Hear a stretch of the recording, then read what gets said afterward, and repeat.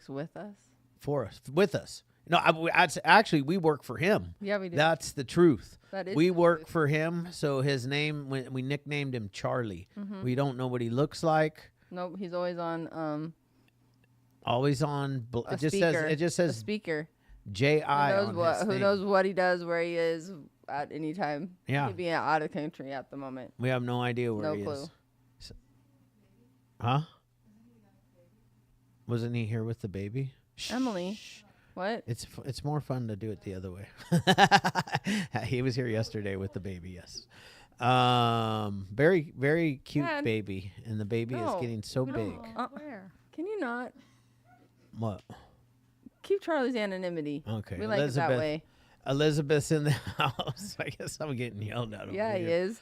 Talking about my divorce on Instagram Live. Yeah. Can I just throw it out all the things? Whoopsie. My bad, guys. Roland's in the house. Kayla. Matt, I see my Leon. main man, Matt M. 4:30:22. John. Oh, Tim C's in the house. I see you, Tim. Where's Tim? He's on my screen. Oh, wow. Oh, Matt, I see you repping that Nem shirt. I see you, boy. That's my dog. All right. Look at this party. We got 41 participants don't. already. Yeah, we do. Yeah, we do. 42. 42. And it just keeps Can we get rising. 43? Can we get Yes, sir. Who'd you say that to? Tim C. Oh, there's Tim C. He's an M baby. Is he? Nice. Mm-hmm. All right, well, let's get this party started. Super grateful that you guys all show up every Tuesday night to the Recover Out Loud meeting by the Hopeaholics podcast. Just really quick, guys, as always, the Hopeaholics podcast was started out of a tragedy. I lost what I call my son-in-law. He wasn't actually my son-in-law, but he was an amazing young man. He was the love of my daughter's life. He had been lived with me for many, many years, since she was 15 years old. And he tragically lost his life to fentanyl poisoning on 9/11 of 2022. My daughter, Aurora, she found him dead in his bed. And it's not a day that I ever want to, forget, because I can't. But I use this this pain to fuel myself to help other people that suffer what we all suffer from, and also to give hope to the families, to give hope to addicts, to people out there that we do recover, and we can, and the fentanyl crisis is real, like it's not a joke, we see it all too much. What we do on a daily basis, because Natalie and I work in treatment. That's what we do for our day jobs, and fentanyl is running rampant. Mm-hmm. And it doesn't matter who you are or where you came from or who your families are, or whether you have money or don't have money, whether your daughter's boyfriend works, your daughter's dad, well, me, works in treatment. Didn't matter. I couldn't save him. And that's the reality of it. Mm-hmm. And that's why we're here. We're here to offer. That's why we called ourselves the Hopeaholics, because we love hope. And all you need is a mustard seed of hope to find recovery, and hopefully we can give that to people today. You got anything else you want to say before we turn it over to our amazing speaker? Just what I say every week is just the fact that we're here to also give families that have lost loved ones some encouragement, to let them know that they're not alone, and also for everyone that is fighting the addiction and the disease, that help's available and hope's alive, and breaking the stigma that we are capable of doing amazing things if we're willing to put in the work and surrender. Really awesome things can happen, and I'm definitely, all four of us in this room are testaments of something beautiful that's beyond us, because I know left to our own devices, I'll speak for me and Chad because I know when we're behind the seat, we run that bitch into the ground. So today, I'm glad that I'm not behind the seat. I'm just going for the ride. Yeah. Same. Well, Tracy, we're going to turn it over to you. You got about 20 minutes to tell your experience, strength, and hope, and then we'll open it up to the rest of the Zoom group. Okay. I'm going to try to keep it as condensed as possible. My name is Tracy, and I am an alcoholic addict. I'm an everything addict, pretty much. So I was brought up in Southern California. Everyone in my family's alcoholics, addicts, in and out of jails, prison, just chaos galore. And me and my sister went in and out of foster homes, and my mom was pretty nutso.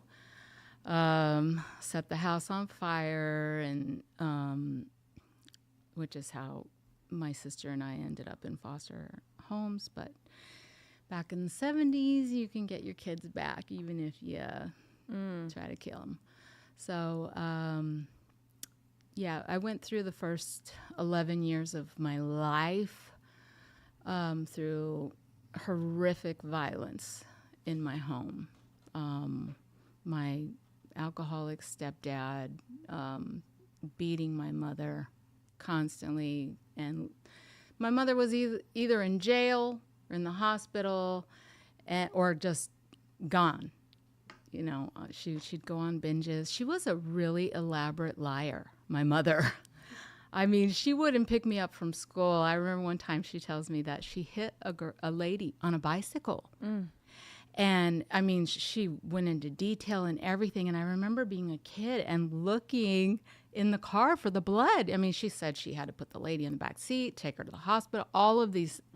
And then I find out when I'm an adult that, yeah, that was a lie. Oh, damn. Yeah, but my mom had 6 DUIs. She never, ever had her license taken away. My dad's had over 10 DUIs. And I never lived with my dad until I was about 11 years old. And I told it was the day that my stepdad threw the trash can through the windshield of my mom's car while she was trying to get away. And my dad finally agreed to come get me. And I thought, you know, my dad was going to be my knight in shining armor. He was always my hero in my head. He's going to save me from all this chaos. And I never felt loved. And I never, you know, my mom wasn't an approachable woman. It was just, you know, I would cuddle up with her when she would sleep and put her arm around me, you know, to just feel some love. And I always, I mean, my mom says to this day, Tracy raised herself. And, you know, I didn't do too good of a job of that, but I'm still alive. My mother did get sober, by the way, in 1981. Wow. So my mother now has 43 years of sobriety. I think I did the math right. I don't know.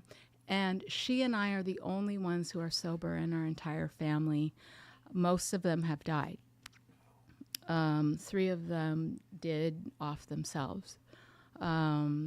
So it really is tragic the way, I mean, we make decisions when we're drinking. I picked up, my first drink was my dad pouring me my first drink, 12 years old. Me and my 12-year-old friend spending the night. I didn't know who my dad was when I went to live with him. I did not know I was going into the home of a predator. I did not know what I had in store for me. And so the 2 choices I had was I went to live with him at 11, you know, and everything, all my hopes and dreams of what life could be and were just shot. When I found out who he was, and then I was stuck, and do I live in this hellhole or do I live in that hellhole? But when he poured me that drink, I'll tell you what, it all went away. All of it. I didn't feel any of the shame, which is what we feel when we are victimized. I didn't feel shame. I felt fine. I felt good for the first time. And I wanted to feel like that all the time. And so my dad had a huge liquor cabinet. I started hitting that cabinet before school, after school, bringing my friends into it. I was that friend you didn't want your kids hanging around with. I was just like, come on. And so, and I did other things, anything that was passed my way, I was all for it. I didn't care about myself. And I think that we're born with this blank slate, and the parents right on there, by the actions that they show you, you don't mean anything. You're not loved. We don't care about what happens to you. And at some point I picked up that pen myself, and I started continuing that story. I'm a piece of shit. Nobody loves me. I don't care if I die. And just writing and writing all of this. And you know what I found out is they're all lies. I didn't learn that until I was able to get sober. So fast forward, I get married when I'm 16. Get out of the house because I went back to my mom's. She was sober now, but she was going to go live with my dad. So I decided getting married was better than that. And so I did, and had a couple of kids. And I stayed sober through about 7 years in that marriage. And it was because of the hell and brimstone that was preached to me.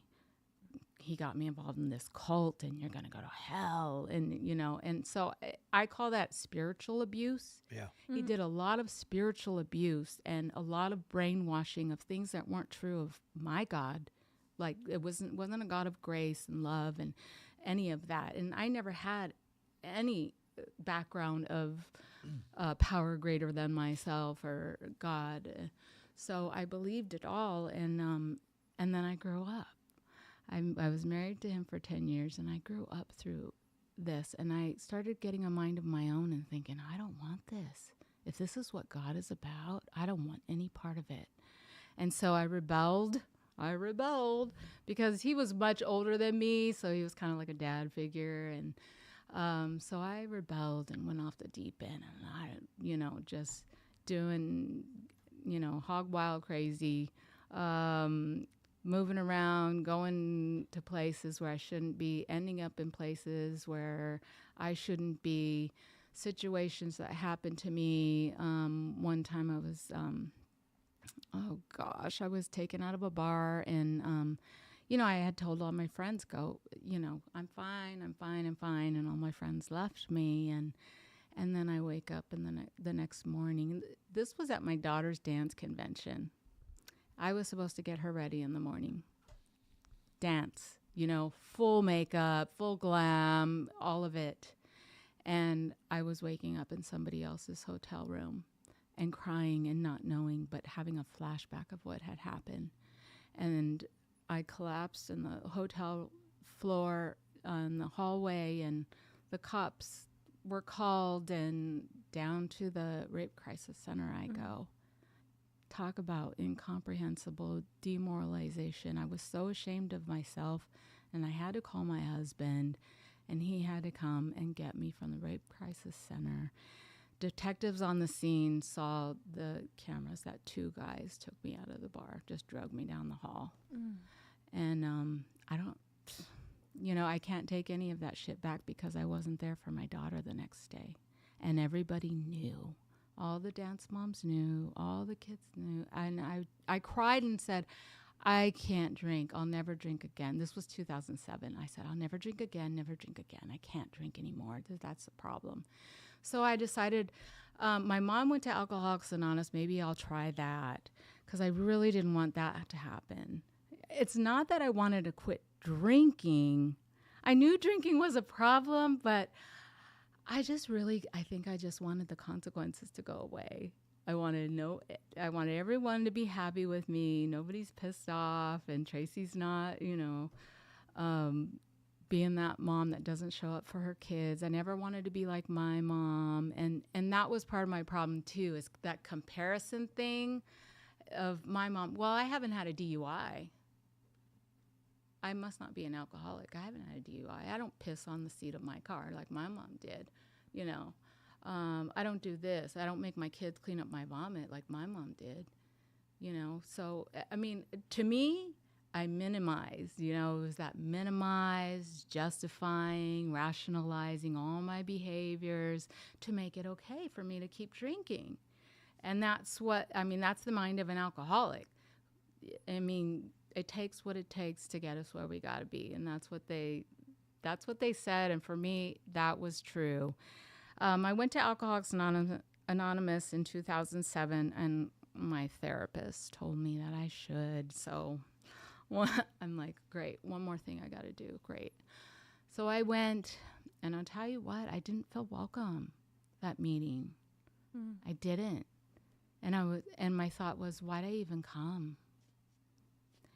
And I don't want any newcomer to ever feel like that. So that's what I learned from that experience, is when I see a lady sitting alone, I know what to do. And it was a painful experience for me, but my therapist says, there are other meetings, you can try another one, you know. And so after drinking some more, and then more consequences, and my husband, you know, and of course, my husband will get pissed off at me for not coming home, for lying, for whatever I'm doing, because I had a bad habit of forgetting I was married when I drank, really bad.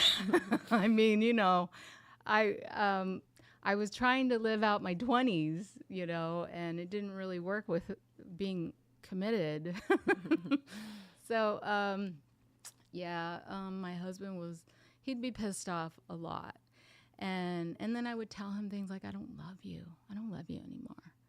And why are you always checking up on me? And leave me alone. And was just, stay off my case. Leave me alone. And that I was looking at it like he's just always on my case. I wasn't seeing that he just loves me and cares about what happens to me. My perspective has totally changed. So 2007, I don't stay sober. I was going to meetings, and this is where they say half measures avail you nothing, because I know what it's like to go to Alcoholics Anonymous or whatever program and still be using. I wasn't drinking, though, but I was like, but God, you understand this. I really, really need this, you know, and nobody needs to know. So I had this secret, and our secrets keep us sick. And I did. And I was still old behavior, run amok. It takes what it takes. My home group calls me Hollywood. I have a nickname, and it's Hollywood. And the story is that I ran away from home. There were too many dishes in the sink, and it wasn't the dishes. But I use that excuse. Nobody helps around here. I'm leaving. Okay, so I went to Hollywood and checked myself into a Hollywood hotel. I picked up everything that I could and did whatever I could, and was determined that I didn't care what happened to me. And one more time again, because I had already been in the psych ward 5 times for detox and self-harm, trying to off myself. And a couple of times I really, really came close. And I'm so grateful because I have 4 kids who really needed a mom. And it's really not fair that we do that to them. I remember my 16-year-old daughter, she wouldn't even sit by me anymore at that treatment center. And I remember my mindset was, she should feel sorry for me. She should feel sorry for me. How twisted is that? You know, when her mom was going to take herself out. I know that I was sick. I'm like, great. And then I had to go down to my car. And in the Hollywood hotel, they have all these celebrity names on the parking spaces. And the space I don't even remember parking in because I was so loaded. I sit down in the front seat of my car and it says Nicolas Cage. And my first thought went to leaving Las Vegas, where he checked himself into the hotel wanting to drink himself to death. And I fell apart in my car. I was like, oh my gosh. So I've had God shots like this where things have happened and I'm just like, where I know and God knows that you know, what this does to me. But I didn't, I wasn't so down. I wasn't down far enough. We got to lose what we got to lose. And I went to my therapist again, my psychiatrist, and she says, your husband called me and we think you have a drug problem. And of course I lost my shit, ran out of there, you know, she's chasing me down the hall and I had to go on a run again.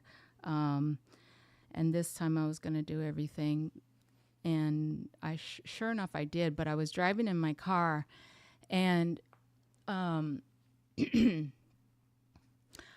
couple of weeks before that, see, there was like a series of bad things that happened in the last year of my drinking. Like I stole somebody's car, like I stole their car, a truck, and I crashed it.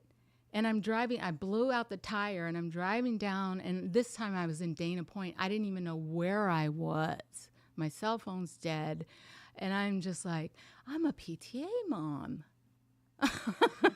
Like this double, like, you know, this Jekyll Hyde that I was. It's like, I got to get my kids to school in the morning. What am I doing? I was so out of my mind. The things that, you know, but I used to like stealing, so, you know. So back to the Hollywood Hotel. Okay. So I left the Hollywood Hotel and I call, my therapist. Oh, losing track. Okay. My therapist, they're going to do this intervention. I'm like, screw you. I left. And so I got good and loaded and I'm driving in my car and I call somebody from Alcoholics Anonymous because I just like to talk on the phone while I'm drinking. And so she's like, Tracy, and I didn't know that this lady I picked to call had moved to Arizona, but she happened to be here visiting at the time. And she happened to be a couple of blocks away from me. And she says, Tracy, pull over. I'm going to come pick you up. And so she came and she poured out the rest of my booze and took me to a meeting. She did not know how many narcotics I had taken. And so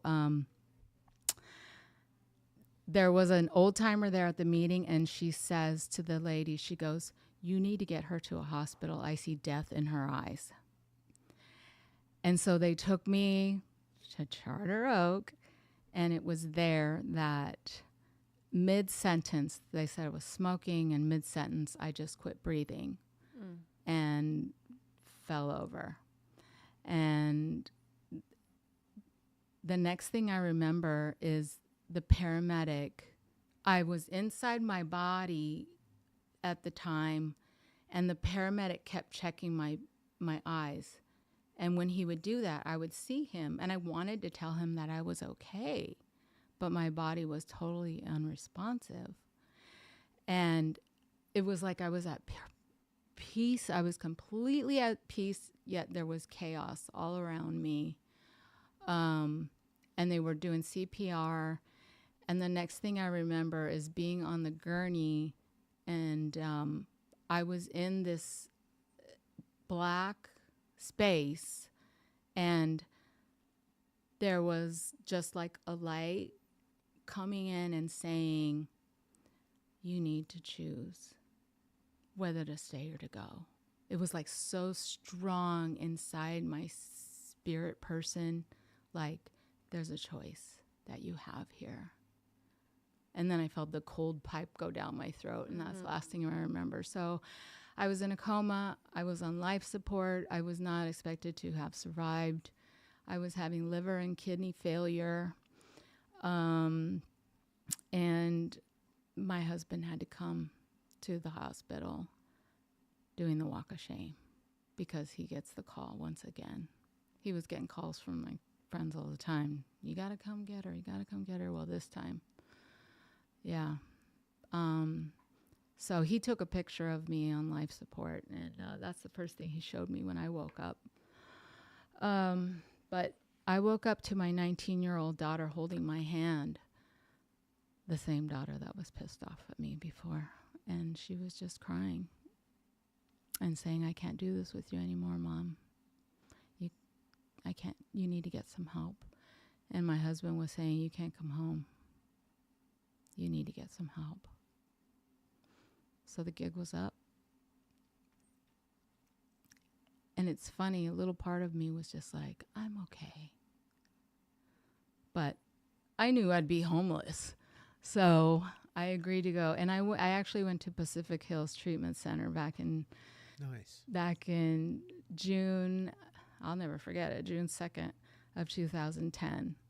I was admitted there in my stilettos and, you know,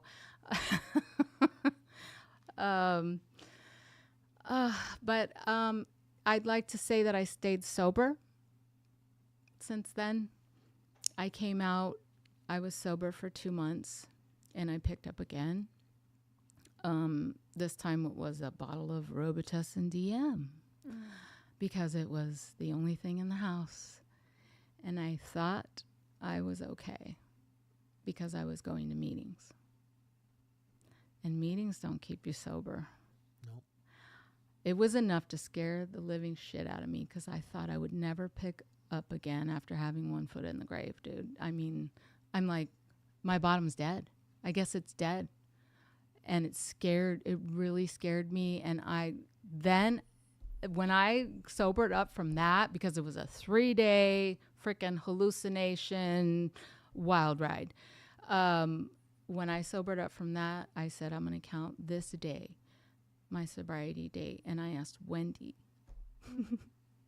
I asked Wendy to sponsor me. And I was so afraid to ask ladies to sponsor me because I had asked 5 different women and they all had said, you know, no, or we have too many, or whatever the excuse was. All I heard was, we don't want you. And that little girl inside of me was feeling rejected and all of those old feelings, unloved and unwanted and all of that shit, you know. So I said, I'm never asking another woman again. But I became willing to go to any length, and somebody even told me when I was in the hospital, like, pray first. But have you tried praying for a sponsor? And I did. And I prayed, and I'll never forget what Wendy told me. She says, I've been waiting for you. That's what she told me. I've been waiting for you. It wasn't like, you know, well, maybe, you know, temporary or nothing like that. It was like, I've been waiting for you. So, I mean, it just meant everything to me. And then like a month after I'm sober, after she starts, then she moves to Hesperia. And I'm like, great, you know, this shit only happens to me. This shit only happens to me. And then this little voice tells me, you're going to go to any length to get it. And I said, damn straight. And it's because I'm worth it. I started telling myself, I'm worth it. I'm worth this work. I'm doing this for me. This is for me. I'm not doing it for her. And sometimes she'd meet me halfway, and that was great. But it was what I needed, because I'd go out there and I would do work, and I would drive home, contemplation, and just thinking about what I had learned and praying, and, you know, and just working on my spirit. It was what I needed. So I think God knew what I needed. I needed Wendy. And I needed willingness. I needed rock bottom. I needed to give up. I needed to surrender. I needed to tell all my secrets. I needed to quit telling myself the lies. Start telling myself the truth. The truth is, I'm worth it. not that girl. That I wrote a poem back in my addiction, throwaway child. I'm no throwaway child. Now I know that I'm God's kid. And I help other God's kids now. You only keep it by giving it away, and and it's not hard stuff. Doing the step work, getting into the work, I really got to see the unmanageability. When I had it all written out, I'm like, holy shit, that's a lot of crap. The way I drank, the way I thunk, the things that I did, situations and people I hurt and all of those things, and I was like, that's a lot of unmanageability. My relationships was number one. The unmanageability of the people that loved me, not being able to manage my own marriage, telling my husband I didn't love him when I did, so that I could keep on drinking. So I have now been married to that man for 29 years. Wow. It's my second husband. For 29 years. And I'll tell you what, the first 14 years, he will tell you himself that it was hell. And he says he has his own PTSD from that. And I'll tell you, while I was in treatment, what really let my guard down is because I called him and he says, I want you to know I'm working on myself too. He started going to Al-Anon. Nice. And helping himself. Nice. And that made him go from there to right here. And it made me want to work. We're doing this together. So it's a family disease. So I feel like, he told me that he finally feels like he has a partner, and we're happily married. I have 4 children, and they have a mother today. They come to me. I have 2 adult children. They have, I have 4 adult children, but my oldest 2 have both had DUIs and struggles with their own problems drinking. The daughter, my 19-year-old daughter, was holding my hand. She actually left a bar and ended up hitting a man on a motorcycle and ripping his leg off, and was looking at 10 years in prison. I went with her to her court cases. I held her hand. I offered her hope. She knows what sobriety looks like, and so does my son when they want it. So, I get to be that shining example of what recovery looks like. I never thought I could stay sober this long. It'll be 15 years next month. Wow. I'm shocked, but also I'm not. It has been a blessing that none of my grandkids, I have 3 grandkids, and none of them have ever had to have drunk grandma around.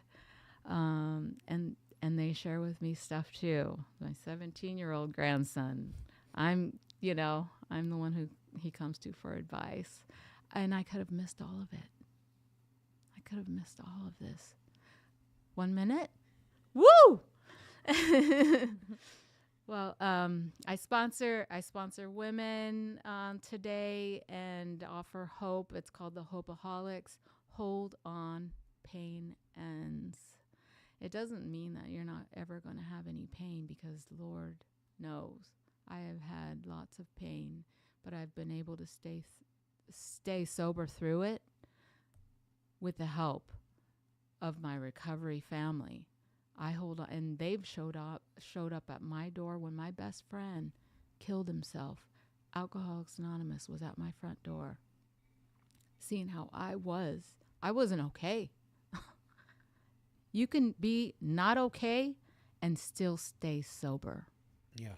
You can want to drink and not drink. You can want to run and stay put, because I'm safe. I stay where I'm safe. If I need to cry it out, pound it out, whatever I need to do, I'm not picking up over it. And I have a sponsor, she has a sponsor, and I sponsor women who sponsor women who sponsor women. I mean, it's a big family. It's a beautiful thing. And I hope to pass it on to my own children. I hope they find this gift that I have found. And it is truly a gift. And I don't want to waste this life that I have because I feel like I've had a second chance.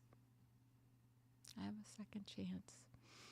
So that's my story so far. It's incredible. I mean, I could relate to so much. You know, it's like when we really connect at the level of pain, because you did a really good job at describing the pain and the insanity of the disease and what makes us tick, right, and continue in that cycle, and then all the way to just, you know, the fact that where you're at today, it's just so beautiful to me, you know. Thank you. Hold on, pain ends. My sponsor used to my sponsor passed away a few years back, so like I'm actually finally at a place where I want to try to find a new sponsor, because like my sponsor was the best sponsor in the world for me, and as I've been saying on the podcast recently, I have a terrible sponsor right now. He is the last guy that I got loaded with, and you should never be sponsoring yourself. Never. Sponsoring you ain't it. Sponsoring you ain't it, dog. But when you said that, it just I just had this like flashback, because my sponsor, he loved doing all these acronyms for words, but hold on, pain ends. That's hope, guys. Hold on, pain ends. Right. He also would do like fear, you know, we can fuck everything and run, or we can face everything and recover. Like, that's what I choose to do today. I'm going to face everything that comes my way, and I'm going to stay in recovery. That's how we do it. Like when we run, that's our disease. Yeah. You know, it talks about it in both the books. It's kind of cool because I've been reading both the books. So a lot of good stuff in the Alcoholics Anonymous book, even though, you know, my literature typically is the Narcotics Anonymous literature. But that literature is really, really great too. It's bomb. It is. Bomb. I'm like right now in the middle of reading. I finished the book, the regular book again, and I'm on the new book called Living Clean. Really good book. I have Living Sober. See, that's what I love. We got so much good literature, guys. Yeah, so we do. grab Especially literature, now. man. What an incredible story. Testimony. Toastimony. I mean, we do toast. Why not? It was There you go. It We was a just did this one. toastimony. Yeah. I'm just like, I don't even, you know, I'm at a loss for words. It was incredible. I could have just. You have a good I was place there. Yeah, me too. On the ride. You got anything you want to say before we open it up for Rachel Vaughn, the only person with their hand up? She's the only brave one today. Rachel. Oh, we got a hand up. I think also too, just a testament of like how the program works. You know, your sponsor's sitting right behind me, so shout out to you, Wendy, for carrying the message, because that's how we do this. We don't. She's my old sponsor. New sponsor. Because actually, Wendy, okay, wasn't sure if it was okay to say, but Wendy, my sponsor, relapsed when she was 2.5 years sober. Oh. And I said, what the hell am I going to do now? I went to Wendy's sponsor and I said, Yep. can you help me? Which is another like product of that's what happens. You know? Yeah, that's what it taught me, is that I don't put it past any one of us. No. And we're not human. stay diligent. I'm a newcomer every morning. That's right. Daily reprieve. Yeah, we got a daily reprieve. The That's liquor it. store's still the same For place. sure. Yeah. And it's right there, every corner. And I will say that, you know, we have a chronic, progressive, and fatal disease. Our thinker ain't right. And just because we get clean, sober, whatever program you guys go to, doesn't mean that our disease doesn't continue to progress, even though we're not drinking or using. And I know this for a fact because I was so clean for 9 years, and I decided to stick a needle back in my arm. And it wasn't like I had never, it was like I had never stopped. That's what is true about anybody's program. Anybody that has relapse says the same exact thing. It's like you pick up just where you left off. Oh, and no. That's what's scary. No. Times 10. No, you don't pick up where you left off. You pick up as if you'd never stopped using. Yeah, where you left off. It's the same thing except opposite. It's like as if you never quit, or if your last usage. It's like no time has passed. You pick up right where you left. Does that mean you use the same way you did when you pick up again? It means It that you use intensifies. way worse than. That's why people are fucking dying. That's why people are dying. Well, especially that's why just people 'cause die. fentanyl, People with the even before fentanyl, the alcoholics, they'd go out at like 20, 25 years and freaking drink themselves to death. Yep. Quick. You hear that all quickly. the time. Yeah. It's scary. So, I mean, and I only say that as a reminder for myself because, you were talking about the gift. And the gift that I believe you received more than any other gift is the gift of desperation.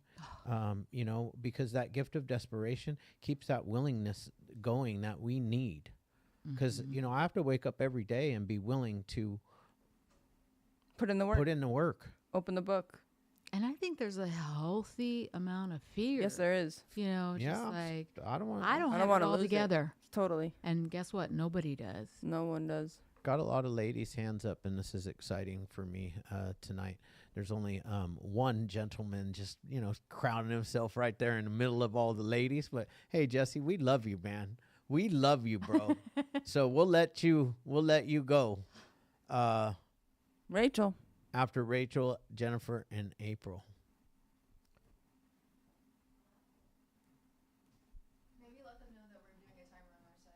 Oh yeah, It was we're a doing great share. I apologize. I don't remember your name. Tracy. Tracy, yes. I could identify a lot with a lot of what you said. I didn't have a lot of the same trauma that you did, but I did, as a little girl, feel unwanted and unloved. The thing that really piqued my attention, quick tangent. I am currently working on a discussion post for my graduate program that's due tonight in about 1 hour. So as I'm listening and doing my homework, the thing that really caught my attention was when you said that your friend killed themselves and you realized that your disease tells you to run, but you found out in sobriety that you could be safe if you didn't. This week is a tough week for me. Lost my mom in 24. This is our second year of her birthday without her. And tomorrow's the anniversary of the day I had to take my dad off life support. And I want to run. I want to run so bad. I don't want to be here. I'm glad you're here. My husband and I last year just went one town away and spent the night in a hotel because I just couldn't do it. I still haven't stuck a needle in my arm since 2013. I haven't had a drink since 2018, and I thank God for that because he put the tools and resources in front of me. But learning to feel safe and staying is still somewhat of a struggle. So I appreciate that part of your experience, strength, and hope. And thank you for sharing that, Tracy. That's all I got. Thanks, guys. We love you, Rachel. Thank you, Rachel. You are the best. We love you. You're part of our family.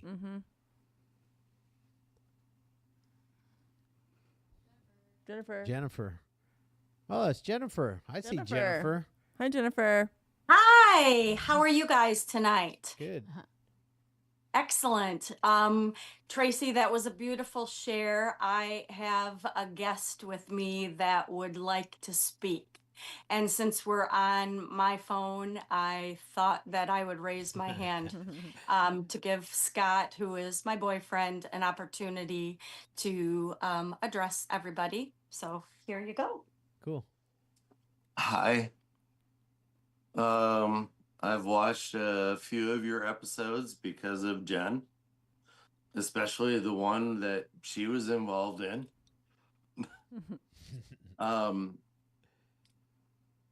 So I have a problem. I drink too much, and I'm in love with a girl that is in recovery. And I ask her all the time how this could possibly work. I'm not close to stopping drinking. Yeah, and my choice is alcohol. I'm not even close to stopping to drink. I'm drunk right now. I'm not. No, it's fine. It's fine. It's fine. But I swear to God, this woman is fucking amazing. And I don't know how to get where I'm supposed to be. Because I don't want to yet. But yet, I have a girlfriend who is like, she's good. She's good. I don't know what to do. Well, you showed up tonight. That's a step. Yeah. This is not the first time I've watched you guys. First time you spoke, though. That is true. I mean, I'm a straight shooter, so basically, if you're not ready yet, then you're not ready yet. But also, the yets come. Jennifer might leave tomorrow, or something tragic could happen because usually left to our own devices, especially if we're intoxicated, bad things eventually happen. So you'd pray for the willingness. That's what I would do. I'd hit my knees and ask God for give me the willingness to change, especially if that's what you want. But what if you're not? Oh shit, dude, this is where it's gonna get. What if you've been disenfranchised by God? I mean, that's a lot of people in these rooms. Okay, well then tell me. Because when my mom died, I mean, really?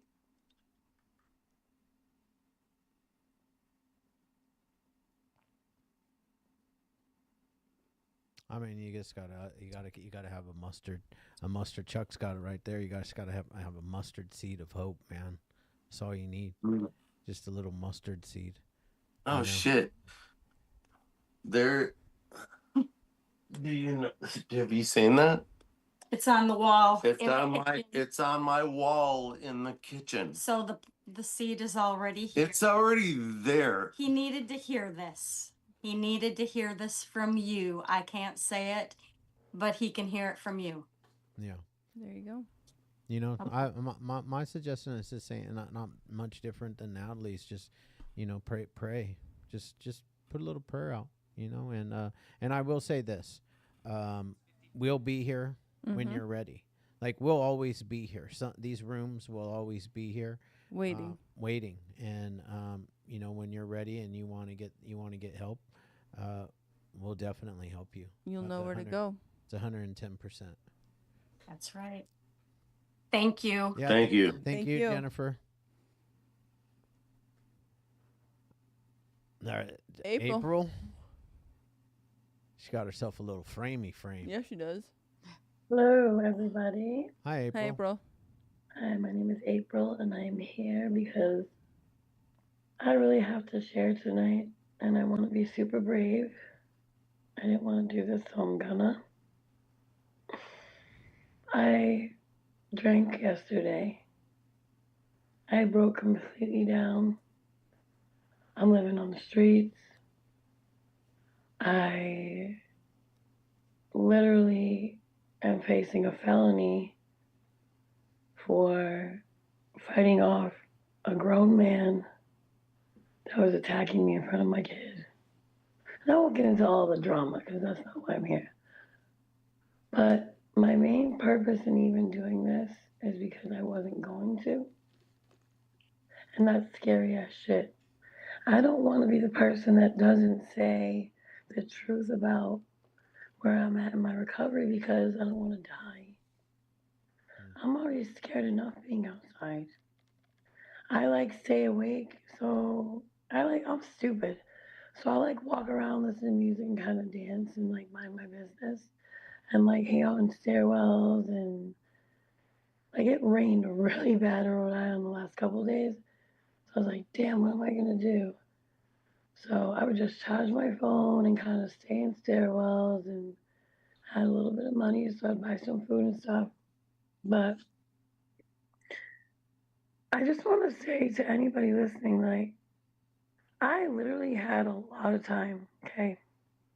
And I decided it would be a great idea to just drink with my husband because he wasn't sober anymore. And I caved in and said, you know what, if I can't beat him, join him. And it's not his fault, it's mine. I made the choice to drink, nobody told me to. It's not his fault. I was in a marriage that I consider abusive. Well, my character defects told me to drink. Nobody else told me to. They didn't tell me to do anything. I chose to do all that. And it was one night, and I barely drank, and I was barely drunk. And it literally started this whole downward spiral of bull crap. Next thing you know, I'm sober again for over 90 days. Oh my God, over 90 days. And I fought so hard for that sobriety. I was like, I ain't giving that up. If somebody puts a gun to my head, I'd let them shoot me first. And guess what happens? I'm outside on the street and I'm afraid. And I let fear take a hold of me. And then all of a sudden it was just staring at me. That old disease, that yummy little piece of shit. And it wasn't worth it. I didn't have fun. I barely got drunk. And now I have to change my day. Thank you for letting me share. I want to be brave today and say just tell the truth and stay in recovery. Thank you for letting me be a little bit brave today and tell on myself. Thanks, guys.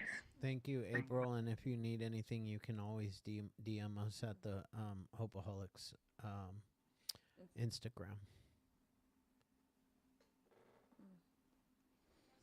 Jesse. What's up, guys? I'm Jesse. I'm a addict that identifies as an alcoholic. And so much to say. And now that I have to say it, I forgot your name. I was like repeating. Tracy. Okay. What an amazing story. You are amazing. You are so fucking strong. I can relate a lot. I went through a lot of childhood trauma. A lot of shit. We don't got to get into it right now. But we do recover, right? We have to go through what we have to go through. And what I had to go through is, something that you said is our secrets keep us sick. And that's what brought me to the rooms is I was living a double life, lying to everyone, especially my wife. And she was about to leave. So I decided to tell everyone the truth.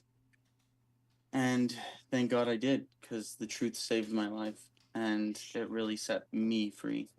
I asked for help and I got it. Now, it wasn't perfect after that.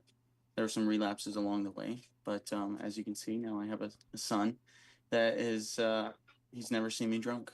He's never seen me drunk. Now, to the gentleman that was speaking, asking for help, that's fucking brave, first of all. To be drunk and to be like, yeah, I need fucking help. It's hard. It's hard. My advice is you got to get honest with yourself. It sounds like you think you're not ready. It sounds like you have a lot of fear around what sobriety might look like. And let me tell you, on the other side of sobriety is everything you've ever fucking wanted. Okay? So stop holding yourself back with these lies that maybe I'm not ready. No. You can decide when you're ready and you can stop digging. I did.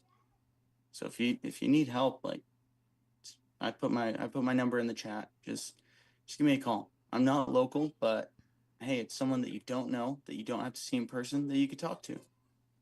Maybe that'll help. I don't know. For me personally, I thought I wasn't done drinking. I really thought I wasn't. I was like, no, I can drink a little more. Like, alcohol is not bad. But I knew where it was going to lead. And thanks to these rooms, a lot of people showed me through their experience where it leads, because I knew that I didn't drink normal. Deep down, I knew, and that's where it comes. So you have to get honest with yourself. And that's what I did. So I got honest with myself and knew that I could lie to everyone, but I could only lie to myself for so long. I drank different, and that's why I don't drink today. So thank you guys. And remember, there's no one right way to recover. So whatever you're doing, keep doing it. Thanks, Keep doing Jesse. Kelly. Kelly. Hey guys, how's it going? I'm just munching on some cookies. Had a little sweet tooth. Thank you for the share. I appreciate you sharing. Tracy, right? Tracy? Yeah. Yep. Okay. So definitely could relate on some stuff that you were talking about. I have on the 27th of this month will be 6 months sober. So never thought that I'd say that in my fucking life. But no, I definitely still struggle with it. There's beer in my fridge right now that my parents had from, I was sick over the weekend and they had like a little party or whatever, and I was upstairs in my room dying.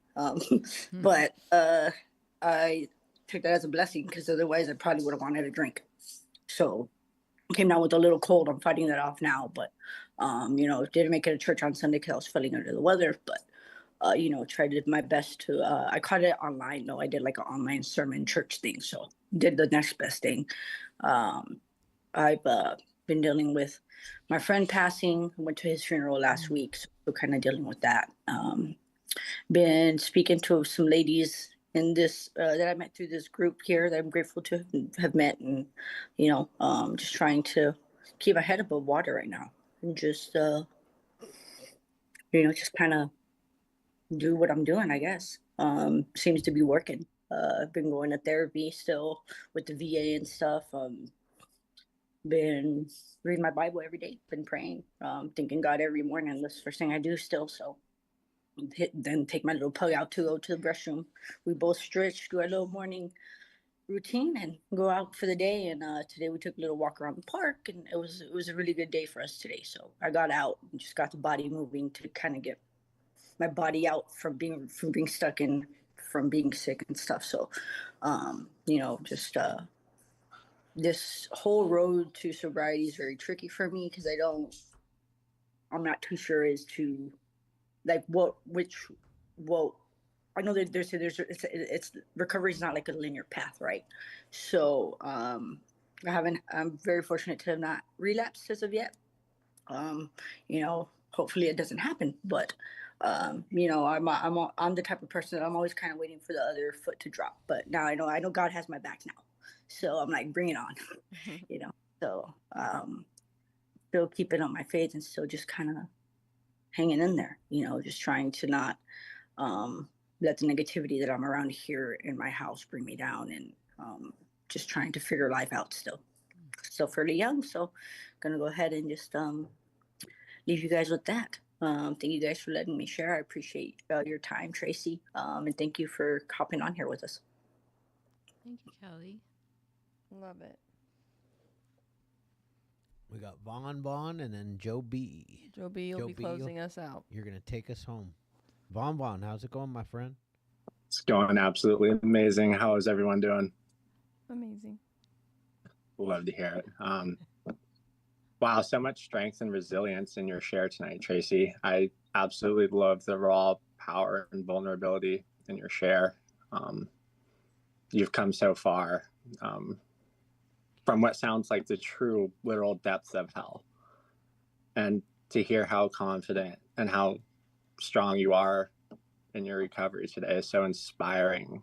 And it's just so amazing that we do recover and that we can get over childhood trauma and trauma that follows us into adulthood. You are truly an inspiration. Keep going. Thank you so much for your share. And to Jennifer's boyfriend, disenfranchised from God. Ooh, yeah, been there. Tomorrow is the 15-year anniversary of my mom passing. I lost her when I was 17. Not sure how I'm going to handle that. Not sure how, but I know I'm going to get through it. I'm going to call my sponsor. I'm going to talk to the group chat. I'm going to reach out to my family, which is all of you guys. I blamed God for so long. I wish I still had it, but I actually had a formal letter from the Catholic Church excommunicating me for acts of heresy against the church. I've been asked to leave synagogues, temples, churches, just for asking questions and getting angry. God doesn't hate you. God loves you. And the thing is, I think right now, you do need to ask yourself, are you truly ready? What are you afraid of? Because chances are it's not nearly as scary as you think. Find a God of your understanding, one that you can do business with, one that you're okay with. We can all do this, and you're not alone. We just have to reach out, and I'm really, really glad that you did. That was already the huge first step. You admitted that you had a problem. But I really, really am grateful for this meeting. I'm grateful for your platform. I love absolutely every single one of you. If anyone's struggling, reach out. You're not alone. Thank you for allowing me to participate in my recovery. I love y'all. We love you, Thank Von you. Von. Thanks, Mom. Joe B, what's going on, my man? Joe B, that's your boy right there. What up? Yeah, it's my boy Von Von. Love him. So proud of him. We were doing step work today. The kid's on another level.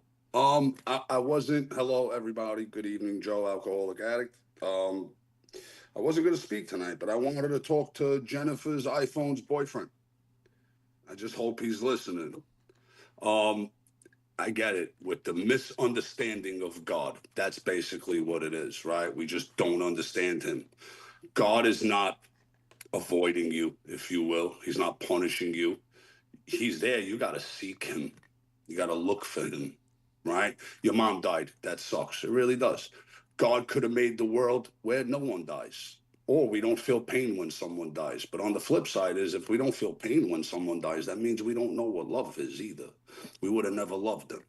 If we don't feel sadness, we don't feel joy. If we don't feel fear, we don't feel courage, right? God is capable of amazing things in the face of tragedy, but he's not responsible. He didn't orchestrate those tragedies.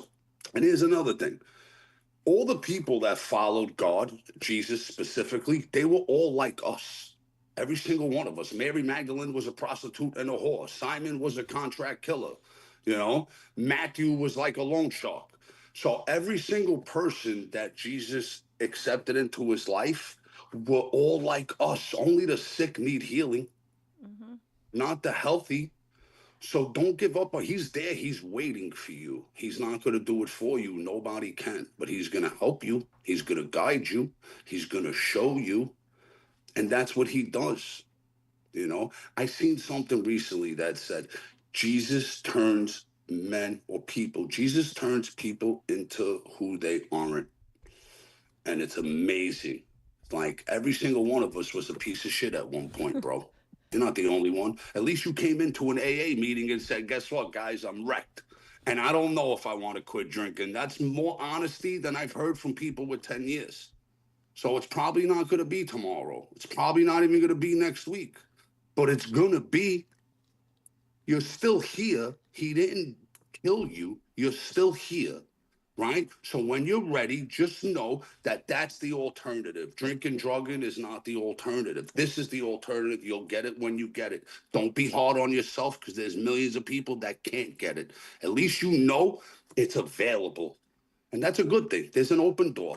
Choose it when you're ready. And when you're ready, we're all going to be here. But don't ever think God don't love you, bro. He loves you. He loves you more than you realize. Because if he didn't, you wouldn't be here. All right? So just keep fighting. You're going to be all right because you already are aware of the problem. All right? Jesus loves you more than you know, my boy. And we all do too, just for seeing how you look right now and how the emotions are. And you're not alone, bro. I was a mess. Straight up shit show. And now life is good, but it's a day at a time, and you got to be ready. And there is hope, and reach out to people, because the old life, it's not for you anymore. This is the new life. When you're ready, we're here for you. And the speaker, you were great. Sorry. So thank you. We love you, Joe. Yeah. Speak on it, Joe. Spitting Have a fire, good night, Joe. guys. Joe, Joe, little preacher right there, boy. I just love that East Coast swag, like that, like it's it's New York. We just don't, we don't got that over here. So I appreciate you really bringing that to this meeting tonight, Joe. That was an amazing way to end the meeting. Yes, killed it. Killed it. Perfectly said. So also want to just give a quick shout out to Julian, because we're going to be seeing him real soon. Julian's going to dance with you, dog. Yeah, Julian's going to dance with me. Mm-hmm. I mean, hey, Julian, did you see my dance moves the other day on the That's why that's why we're doing a reel, because by any chance, because I got some moves too. You better put them down, Julian. I saw your moves, Julian, but I got some moves too. All right, guys. We are actually the only meeting that dances out. So if you want to dance with us, turn on your camera. I don't know any other Zoom meetings. I'm just going for my own. Wait, I want to address one thing. Just to make sure that everybody that is in our chat is in our IG chat too, because I have seen some individuals wanting possible like sponsorships and other women and men and stuff. I just want everybody to connect and make that happen, because we're a little family. So to make sure that we're connecting with everybody. Quickly, if you want to be in our chat, put your Instagram handle in our chat, and we will add you later too. Mm-hmm. And we can help you get a sponsor. We got you, Dusty. Yeah. I see you, girl. Dusty, I proud actually of you. have had I'm proud of you. Conversations with you, so we'll help you. Yep. Dusty. We see you. Yep. And that a boy, Matt. Yes. All right. So that's thank you, it. Tracy. Chad's gonna lie to you now. Tracy, we're the only meeting in the entire universe that dances out. So, are you ready? Are you? Oh, good. Everybody got their cameras on. And hi, Mom. I see you. Wendy, you ready? I mean, Wendy. Emily. Wendy's over here. Wendy's here. Now he knows your name for sure. Yeah. He can't stop saying it, Wendy. I actually meant Emily, though. Emily, can you hit the button when you're ready? When you're ready. Guys, here we go.